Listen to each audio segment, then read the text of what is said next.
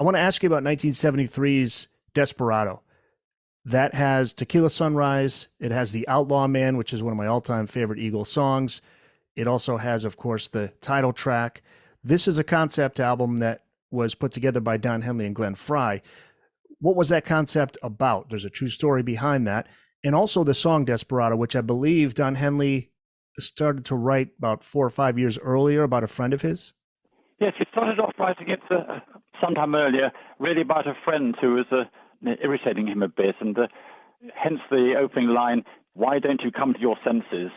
But he never finished the song, just put it on one side. And then later, when they had the idea for the concept album, he thought, well, I can do something with this, and I'll just put it into a different context.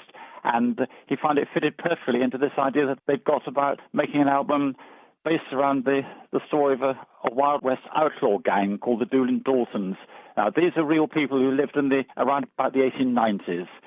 They were very much on the wrong side of the law. Some of them were actually captured or even shot dead in the process of going about their lawless activities. I think 2 or 3 of them survived. And in fact, one of them, Emmett Dawson, who was a baby of the gang and the subject of one of the songs, he was shot and wounded when they were taking part in a bank raid in 1892. And he was sentenced to life in Kansas Penitentiary. But he was later pardoned, moved to California. He actually made good and eventually became a real estate agent, an author, and an actor. And he lived on into his 60s and died of natural causes. But the whole album, Desperado, is a kind of concept, if you like, is a bit of I suppose you could say it's a country rock version of Sergeant Pepper's Lonely Hearts Club Band some years later, based around this gang.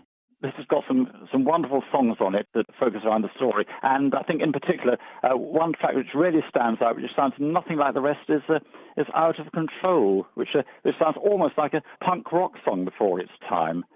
Interesting that Desperado itself never was a single, though everybody thinks it was. But everybody loved it so much, and it was covered by quite a lot of other artists, notably Linda Ronstadt and Kenny Rogers.